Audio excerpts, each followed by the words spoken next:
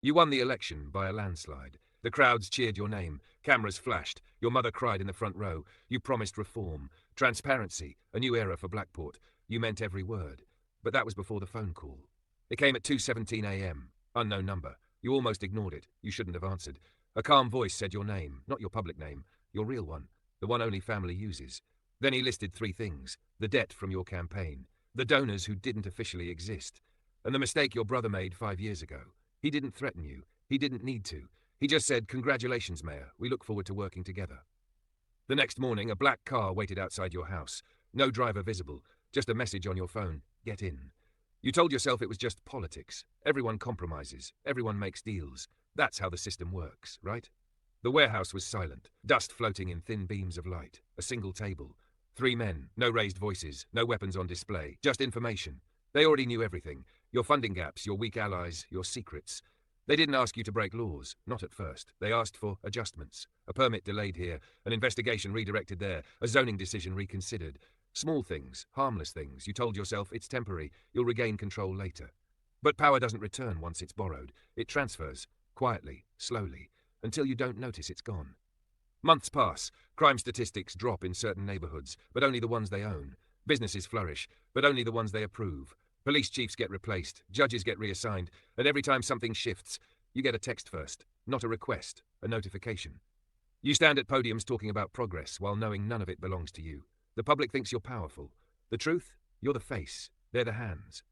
One night you try to push back, just slightly. You refuse to approve a construction contract tied to them. You think maybe they need you more than you need them. 2 hours later, your brother's car is found abandoned, engine still running, phone on the seat. No sign of struggle, just a message.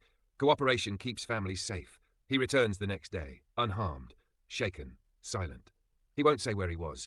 He doesn't have to, you understand.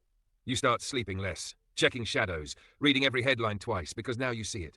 The city isn't run by votes, it's run by leverage, and you're the most visible pawn on the board.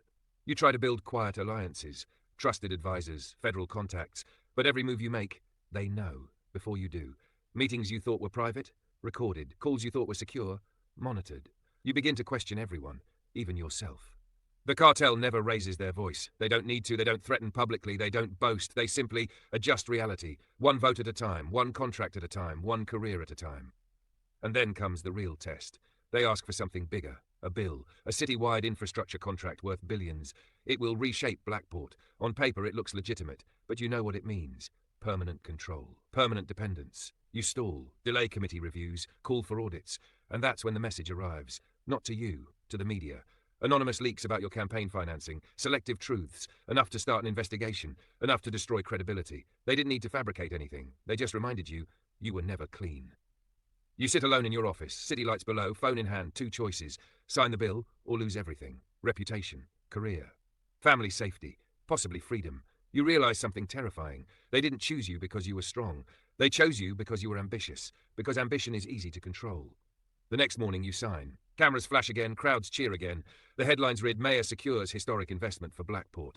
You smile, shake hands, thank the people, and feel absolutely nothing. Weeks pass. The city changes. New construction, new wealth, new silence. And then another call. 2:17 a.m., same unknown number. The voice sounds pleased. "You've done well," he says. "There may be a bigger role for you." You freeze, because you understand now. This was never about controlling a mayor. It was about testing one. If you're obedient enough, you move up. Governor, senator, maybe more, not elected, installed. You look in the mirror. The person staring back isn't the reformer, isn't the idealist, isn't even the victim. It's someone who adapted, someone who learned to survive, someone who realized power isn't about control, it's about who controls the controller. And tonight, you finally make a decision, not to fight them, not yet, but to learn everything, every weakness, every rival, every crack in their empire. Because if you're going to be controlled, you might as well understand the system from the inside. And when the time comes, you won't be the pawn, you'll be the architect. You didn't fight them, you studied them. The calls, the timing, every request followed a pattern. Every decision had a purpose. They weren't chaotic, they were structured. And structured systems have weaknesses, if you're patient enough to find them. So you ask different questions: who funds them, who protects them, and most importantly, who hates them? Power always creates enemies. You found one, a rival faction, smaller, angrier, waiting. You didn't contact them directly. You leaked something small, a contract detail, a meeting time. Nothing major, Just enough, and for the first time, they were reacting, not you. They tightened surveillance, increased pressure, moved faster. That told you something. They weren't afraid of exposure. They were afraid of disruption, and disruption is controllable. You began mapping the city, alliances, businesses, judges. You weren't a mayor anymore.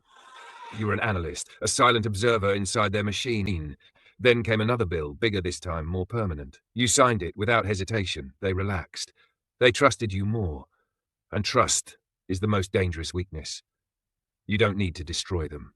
You just need to know where to apply pressure. Every empire has a crack, and you just found yours. Tonight, you make your first real move. In Blackport, power doesn't disappear, it shifts. When power feels threatened, it doesn't argue, it responds. If you want to see what happens next, subscribe, because this story isn't over. This story is completely fictional. Blackport is not a real city. The characters and events are created for entertainment purposes only.